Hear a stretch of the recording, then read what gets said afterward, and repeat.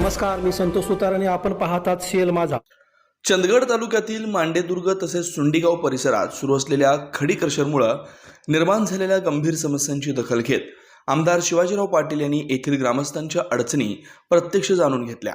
क्रशरमुळे झालेले नुकसान, भीतीचं वातावरण व आरोग्याच्या समस्यांबाबत ग्रामस्थांनी आमदार पाटील यांच्यासमोर आपली कैफियत मांडली. यावेळी आमदार शिवाजीराव पाटील यांनी संबंधित महसूल, पोलीस व प्रदूषण नियंत्रण विभागाच्या अधिकाऱ्यांशी तात्काळ संपर्क साधत वस्तुस्थितीची पाहणी करून आवश्यक ती कारवाई करण्याच्या स्पष्ट सूचना दिल्या. ग्रामस्थांच्या सुरक्षिततेची कोणती तडजोड केली जाणार नाही, तसेच नियमबाह्य कामकाज आढळून आल्यास कठोर कारवाई केली जाईल असं त्यांनी ठामपणे सांगितलं. क्रशरमुळे घरांना तडे जाणे, पाण्याच्या टाक्या व विहिरींचं नुकसान, धूळ व आवाजामुळे नागरिकांचं आरोग्य धोक्यात येणं, विद्यार्थ्यांच्या शिक्षणावर होणारा परिणाम या सर्व बाबी गंभीर असल्याचं आमदार पाटील यांनी नमूद केलं.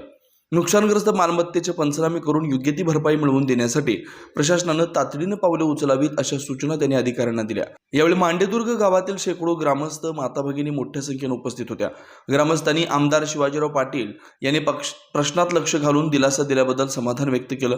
जनतेच्या समस्या सोडवणं हेच आपलं कर्तव्य असून या प्रश्नाचा शेवटपर्यंत पाठपुरावा केला जाईल असा विश्वास आमदार पाटील यांनी ग्रामस्थांना दिला.